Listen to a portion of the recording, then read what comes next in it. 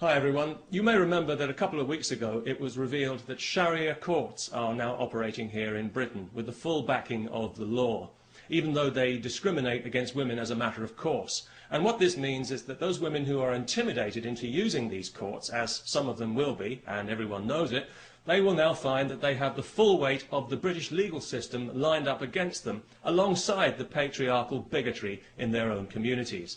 Those women who are cheated out of their just entitlement in these places, as some already have been, will find that they have no recourse to the real law to put things right.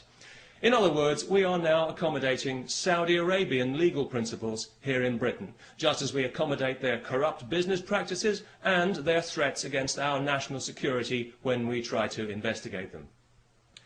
If you live in Britain and if you think these courts are a bad idea, please sign the petition to which I've linked, asking that they be abolished and that this poison be removed from our society and that we revert to the rule of civilised law with equal rights for all, if that's not too much trouble.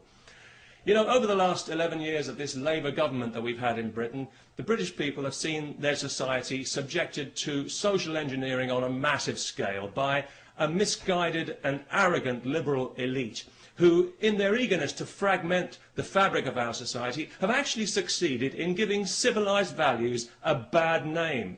Tolerance and diversity are good things on paper. I'm sure we'd all vote for tolerance and diversity, but in practice they become a nightmare of doublethink and lies, where the most unreasonable people in society are encouraged at every turn to be even more unreasonable. A case in point, just this week, some idiot from Saudi Arabia is being allowed to sue a supermarket because he was required to handle alcohol as part of his job, despite being told this when he took the job, and despite the fact that thousands of Muslims in Britain handle alcohol every day when they sell it in their corner shops to people like me.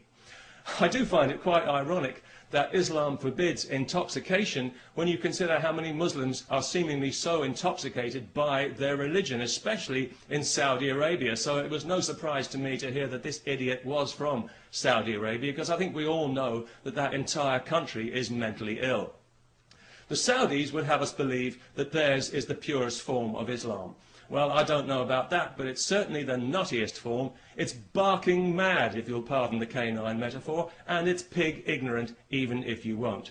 It's got to be just about the nastiest belief system on this faith-obsessed planet, and it's a cowardly one as well, enforced by cowardly men who are afraid of women and whose only language is ultimately violence. They're absolutely pathetic, and history is already laughing at them.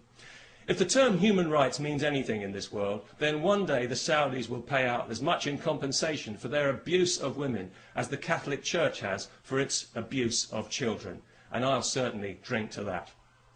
Because I was out earlier today, coincidentally, buying some beer, not because I enjoy beer particularly, but because I know it offends Islam.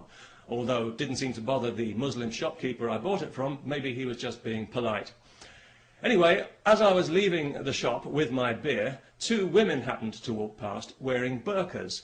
Nothing too unusual about that, not anymore, not in London anyway, and nobody really paid it much attention, apart from one small child who I overheard describing them to her mother as letterbox ladies, which I thought was actually quite inventive and rather charming. But of course it was also deeply offensive, so we had the child put to death.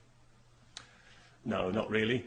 But it was lucky that neither of the women actually heard the offensive and insulting remark, because obviously each of them had her head encased in a cloth sack. So that was good, because it meant that the police didn't have to be called, no human rights people needed to get involved, and nobody required any financial compensation for hurt feelings, which I thought made a very pleasant change indeed. And of course, as a result, we didn't have to listen to any propaganda sound bites from some Islamist Saudi shill at the Muslim Council of Britain. So all in all, it worked out for the best. And it just goes to show that these things don't always have to end in tears.